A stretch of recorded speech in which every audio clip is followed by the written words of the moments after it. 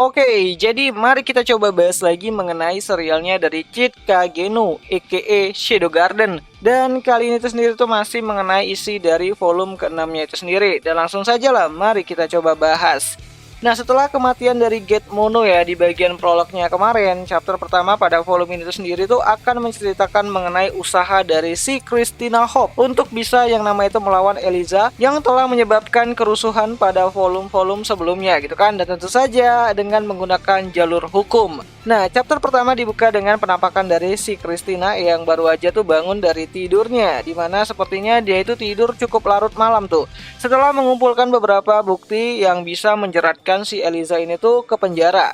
Nah, bagi kalian yang lupa, Eliza itu adalah orang yang bertanggung jawab dalam proses pencurian mana pada murid-murid di Akademi Midgard di volume kelima dari serialnya Shadow Garden itu sendiri. Nah, balik lagi di meja kerjanya dari si Christina itu sendiri gitu kan, dimana di sini kayaknya Christina tuh lagi ngumpulin bukti-bukti nih buat yang namanya tuh menjerat Eliza agar bisa dipenjara. Dimana hal itu digambarkan dengan banyaknya tumpukan berkas mengenai insiden pencurian mana pada siswa-siswi Akademi Midgard sebelumnya gitu kan, yang mana Christina ini tuh melakukan hal tersebut itu untuk yang namanya tuh bisa melawan si Eliza ini tuh secara hukum. Dan hal itu sendiri tuh dilakukan sama si Christina itu karena memang ingin nolong si Kanade untuk mendapatkan keadilannya, karena Kanade adalah salah satu korbannya si Eliza itu sendiri. Nah, meskipun ayahnya dari si Christina itu sendiri tuh sering berkata ya kalau menolong bangsawan rendah seperti Kanade itu sendiri tuh tidak ada untungnya bagi si Christina itu sendiri, apalagi untuk keluarga Hope itu sendiri. Oh ya, berbeda dengan Kanade, Christina adalah bangsawan kelas atas ya yang hidup di lingkungan kerajaan, dimana untuk satu alasan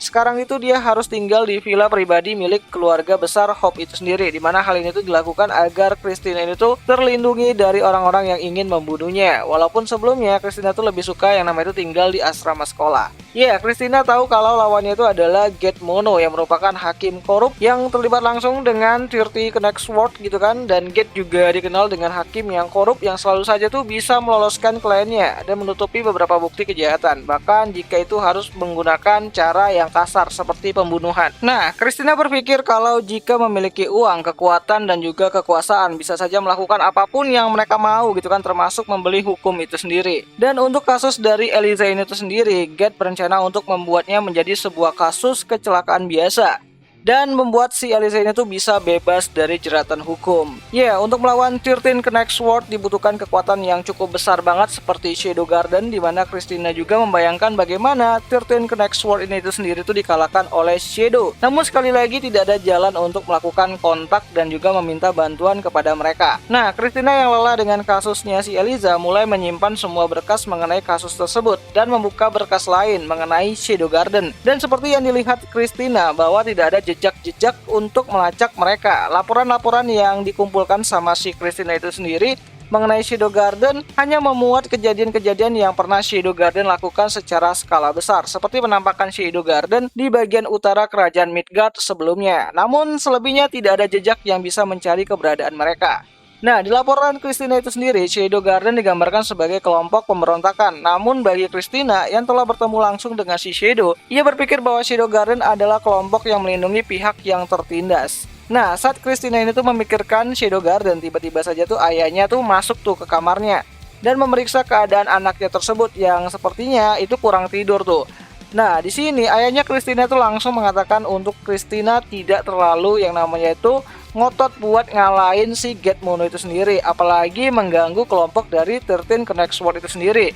Karena tindakan itu bisa saja membahayakan keluarga Hope dan banyak orang-orang yang bekerja di keluarga bangsawan Hope, dan ayahnya itu tidak ingin gitu kan terjadi apa-apa dengan keluarga ini karena banyak orang yang bergantung pada keluarga bangsawan Hope itu sendiri, termasuk ya orang-orang yang tidak berhubungan langsung sama mereka. Nah, Christina yang mengerti situasinya hanya bisa mengangguk dan mendengar hal tersebut. Dan saat ayahnya Christina mengatakan kalau Gate Mono telah meninggal, Christina pun merasa shock gitu kan dan tidak percaya bahwa ternyata orang yang saat ini tuh sedang dia lawan tuh ternyata sudah meninggal, dimana ia langsung mengganti pakaiannya dan keluar untuk melihat hal tersebut. Dan tentu saja hal tersebut itu dilakukan Christina setelah ayahnya ini tuh pergi dari kamarnya.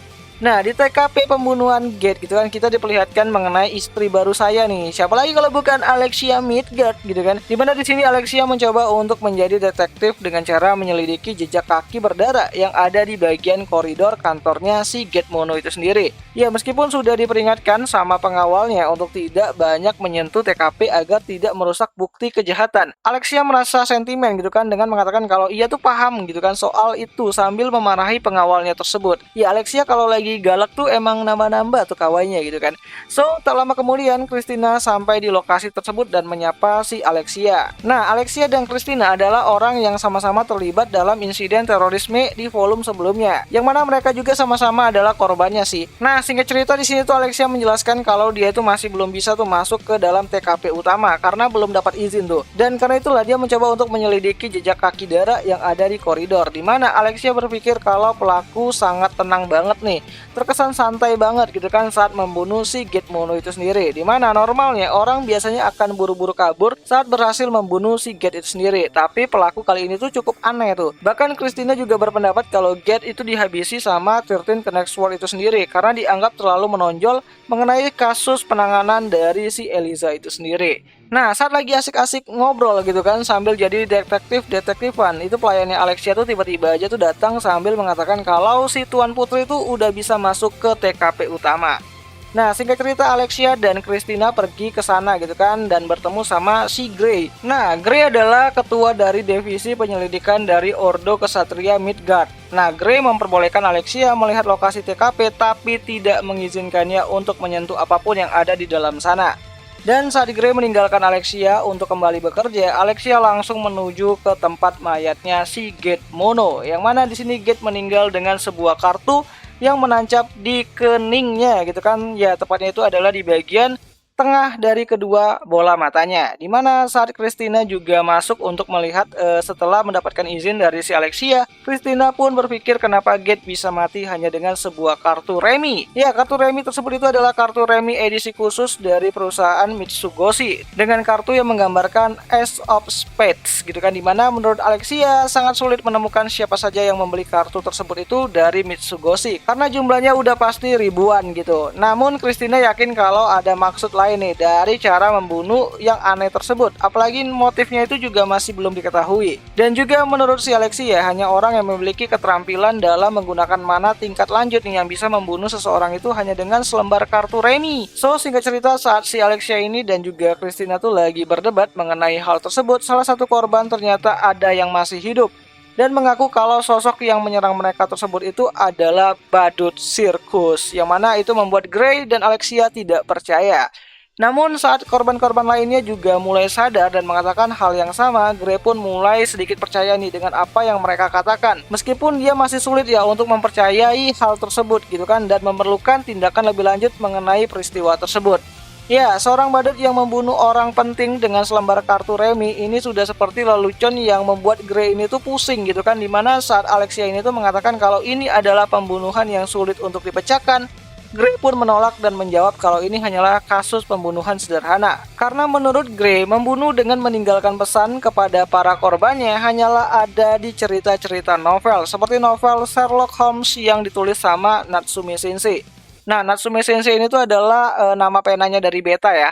Dimana saat Alexia mengatakan kalau ia tidak menyukai Natsume, maksudnya itu adalah karyanya si Natsume itu sendiri. Grey pun menjawab apakah Tuan Putri itu lebih suka cerita detektif seperti Chaeyon gitu kan, remaja yang berubah menjadi anak kucing. Nah, ini tuh adalah plesetan untuk karakter dari Conan Edogawa dari serialnya Detektif Conan. Dimana saat semua lelucon itu berakhir, Grey pun menegaskan kalau kasus ini tuh hanyalah kasus sederhana yang pelakunya adalah orang yang menaruh dendam kepada Gate itu sendiri, seperti Nona Christina. Dan bukan hanya Grey aja gitu kan, banyak orang yang mencurigai kalau Christina adalah pelaku dari pembunuhan Gate Mono itu sendiri. Bahkan mungkin 13 Connect Sword itu sendiri tuh mencurigai si Christina Hope. Ya, meskipun Christina terus mengatakan kalau dia bukanlah orang yang membunuh Gate, walaupun dia nggak suka sama Gate itu sendiri, Grey pun pergi sambil mengatakan kalau kebenaran selalu ada satu. Ya ini tuh mirip-mirip kayak slogannya Conan lah gitu kan. So singkat cerita Alexia mengatakan kalau Christina terlihat sangat senang banget nih ketika Gate ini tuh meninggal gitu kan, meskipun dia tidak berniat untuk mencurigai si Christina. Namun menurut si Alexia semua orang berpikir bahwa Christina adalah pelaku dalam pembunuhan Gate ini tuh sendiri. Makanya si Alexia itu mengatakan kepada Christina untuk berhati-hati ke depannya, terutama tuh untuk pergerakan dari 13 Connect Sword itu sendiri. Ya mungkin mereka bakalan mulai mengincar si Christina itu sendiri. So singkat cerita Christina mulai melihat beberapa tempat di kantor kerjanya si Gate itu sendiri, dimana di sini Christina mulai curiga nih mengenai bekas tumpahan dari kopi yang berbentuk persegi lurus sempurna gitu kan, seperti ada sesuatu di sana gitu kan yang telah diambil. Dan itu sepertinya adalah benda yang cukup penting banget, entah siapa yang mengambilnya, baik itu si pembunuh atau pihak dari 13 Connect Sword itu sendiri. Namun yang pasti Alexia meminta Christina untuk berhati-hati dan tidak terlalu percaya dengan Ordo Kesatria.